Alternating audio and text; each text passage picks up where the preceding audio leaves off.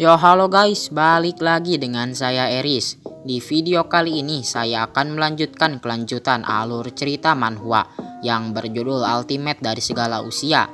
Tapi sebelum lanjut ke videonya, alangkah baiknya bagi kalian yang belum menekan tombol subscribe, silahkan tekan tombol subscribe-nya terlebih dahulu agar kalian tidak ketinggalan update terbaru dari channel ini.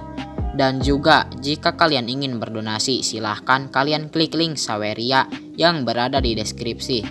Oke, kalau begitu tanpa lama-lama mari kita mulai saja videonya.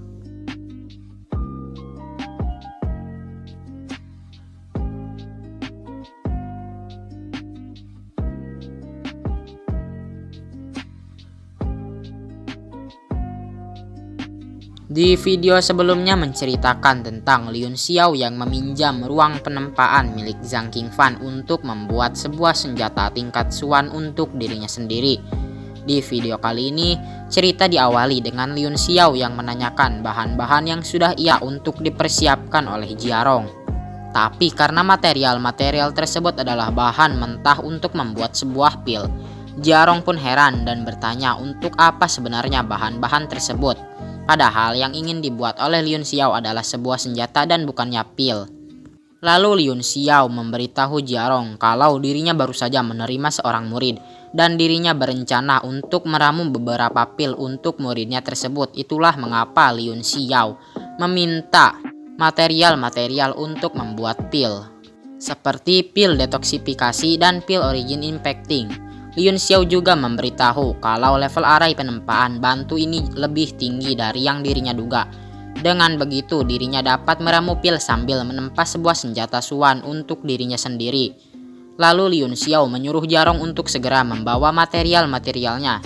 Tapi karena Jiarong agak ragu dengan ucapan yang dikeluarkan oleh Liun Xiao, Jiarong meminta kepada Liun Xiao untuk membiarkan dirinya saja yang meramu pil, dengan alasan bahwa Liun Xiao harus berkonsentrasi dalam menempa senjatanya. Tapi karena Liun Xiao tetap bersikeras, Jiarong pun dengan tergesa-gesa mengambil semua materialnya dan meletakkannya di hadapan Liun Xiao.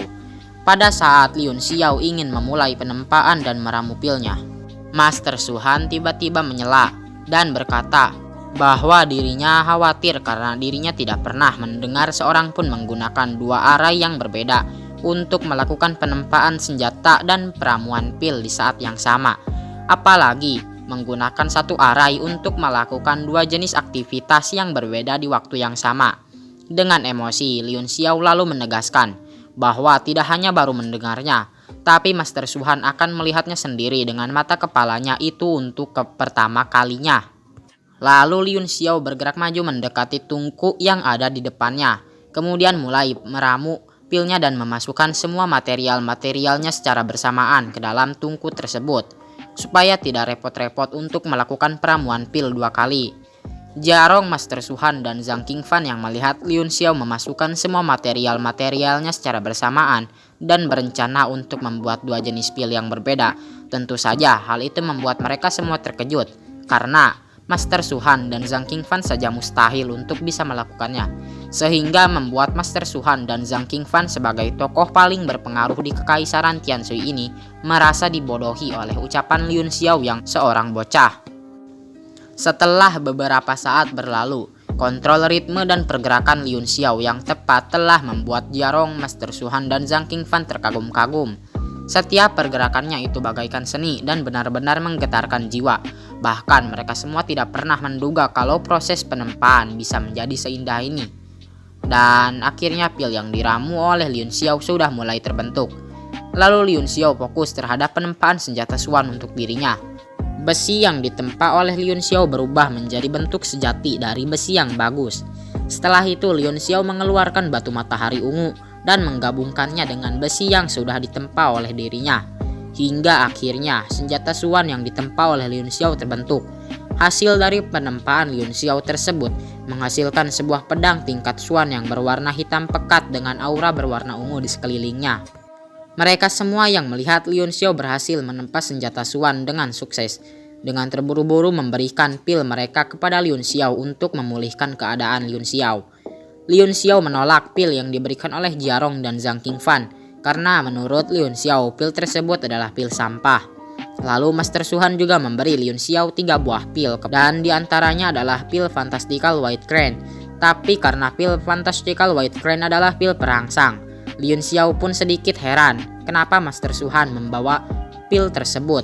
Karena bingung, Master Suhan berkata kalau pil tersebut untuk Tetua Zhang. Zhang Qingfan yang mendengar ucapan Master Suhan langsung bertanya, Tetua Zhang mana yang dimaksud oleh Master Suhan?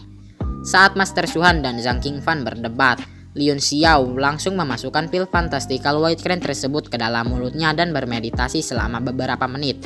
Saat Liun Xiao sedang bermeditasi untuk memulihkan kekuatan jiwanya, penempaan Liun Xiao tak diragukan lagi telah memberikan dampak yang besar kepada Jiarong, Master Suhan, dan Zhang Qingfan. Mereka bertiga masih merasa seperti mereka semua berada di dalam mimpi. Bahkan beberapa dari mereka menolak untuk percaya dengan apa yang mereka barusan lihat.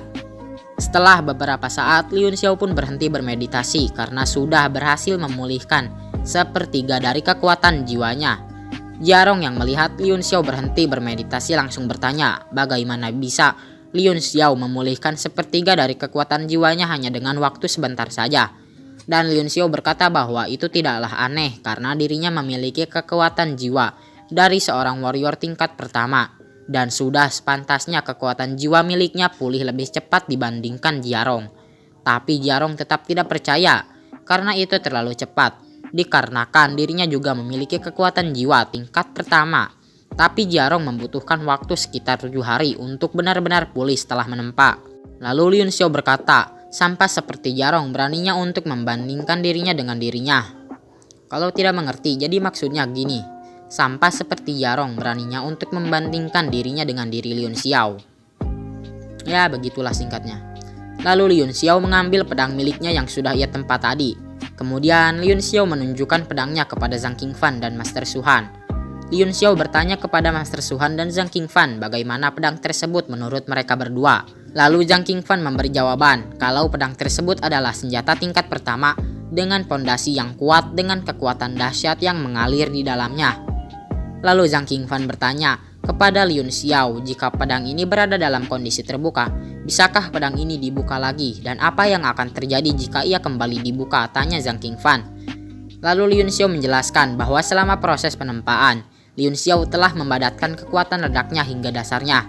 Karena itulah kekuatannya tidak akan dapat dibuka lagi dalam sebuah pertarungan. Dan Liun Xiao bertanya, apakah Zhang Qingfan melihat batu matahari ungu yang telah dimasukkannya pada saat di tahap selanjutnya? Master Suhan yang mendengar nama batu matahari ungu langsung berkata, bukankah itu adalah material utama untuk membangun medan gravitasi? Dan Liun Xiao membenarkan hal tersebut. Liun Xiao juga memberitahu kalau dirinya menggabungkan 2 medan gravitasi di dalam senjata Suan yang dipegangnya tersebut.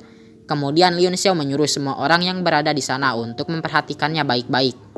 Dan setelah itu, Liun Xiao membuka gravitasi 10 kali lipat. Setelah gravitasi 10 kali lipat dibuka oleh Liun Xiao, semua orang di sana terkejut karena itu memang menghasilkan medan gravitasi 10 kali lipat. Dan Zhang Qingfan langsung mendekati Liun Xiao dan memohon agar memberikan izin agar bisa melakukan penelitian kepada senjata Suan tersebut untuk beberapa hari saja. Tapi Liun Xiao tidak mengizinkan hal tersebut dengan alasan senjata apa yang akan dirinya gunakan jika dirinya memberikan pedang tersebut kepada 3 sampah seperti Jiarong, Zhang Qingfan, dan Master Suhan. Master Suhan dan Zhang Qingfan mendengar jawaban Liun Xiao hanya bisa murung, tapi berbeda dengan Jiarong. Alih-alih merasa sedih atau murung, Jiarong malah senang ketika dimarahi oleh Liun Xiao. Jiarong menganggap kalau dimarahi oleh Liun Xiao adalah sebuah kehormatan, sebuah identitas, dan sebuah tipe kebahagiaan.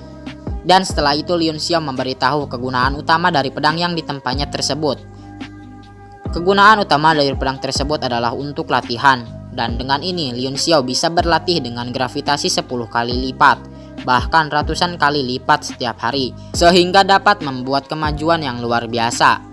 Setelah menjelaskan hak kegunaan pedang tersebut, Liun Xiao lalu menemai pedang yang sudah ia tempat tersebut dengan nama Black Lash. Jiarong bertanya kepada Liun Xiao tentang nama yang barusan Liun Xiao berikan kepada pedangnya tersebut. Apa hubungannya dengan gadis? Dan Liun Xiao berkata kalau itu tidak ada hubungannya. Dirinya memberikan nama Black Lash pada pedangnya hanya sesukanya saja. Oke, saya jelaskan. Jika kalian tidak tahu, Jika Blacklas diterjemahkan, itu berarti gadis hitam atau gadis berkulit hitam. Itulah mengapa Jiarong bertanya tentang apa hubungannya pedang tersebut dengan seorang gadis.